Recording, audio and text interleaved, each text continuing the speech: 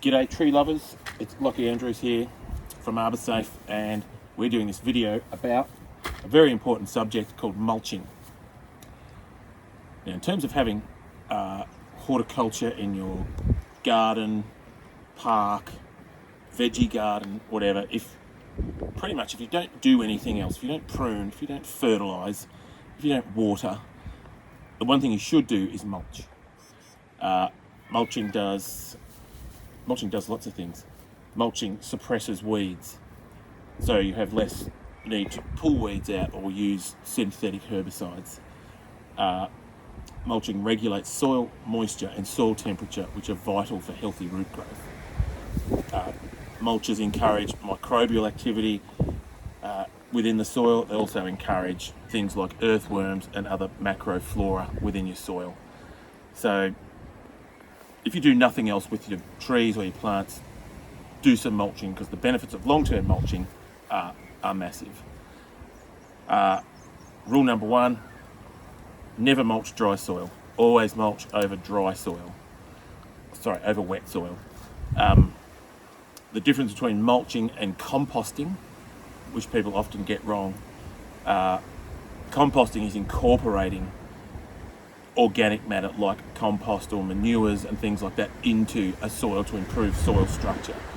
Mulching is putting a substance on top of the soil surface to do all of those things that we just talked about. So we can have basically organic and inorganic mulches. So organic mulches, which is what we've got some of here, are things like straws and hays, pea straw, sugarcane mulch, all those sorts of things. They're really good. This is basically wood chip mulch, which comes from an arborist wood chipper, and this is probably the best mulch that I recommend that people use. A couple of things not to use: stay away from pine bark type mulches, especially those that are dyed. This one's dyed brown, there's ones that are dyed blue, red, black, all sorts of stuff. They contain a lot of carbon, and they don't break down. So whilst they can be fine as a mulch per se, they don't degrade down and improve your soil structure, which is what things like this and this will do over long periods of time.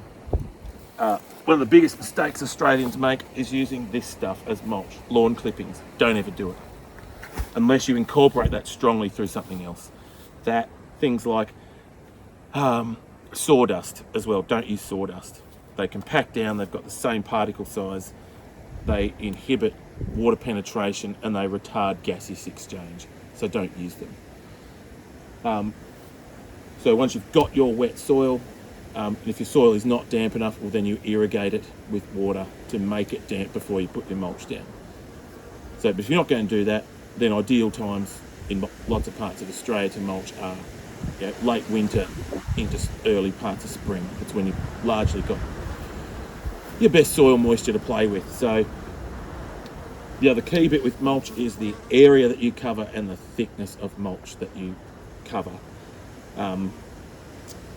Lots of places I see mulching done and they have a tiny little area around a tree or something, and it basically does nothing. So around small trees and things like that, that are in grassed areas, I normally recommend a 2 metre diameter area of mulch. So don't skimp on your mulch. Mulch should be 75 to 100 mil thick, 3 to 4 inches in the old scale. Too thin and it will become ineffective to especially conserve soil moisture, suppress weeds and stuff like that. Too thick, you'll actually have problems with mulch, with plant roots growing up into the mulch, which has its own problems as well. So in short, mulching is vital for helping the establishment of any plant. It doesn't matter whether you're trying to grow trees or you're trying to grow tomatoes in your veggie garden. The premises are the same, the outcomes are the same. It's a really important process for improving soil health and improving plant health, reducing water use, reducing synthetic herbicide use, which at the end of the day just gives us better plants. So get mulching and your plants will thank you for it. Cheers.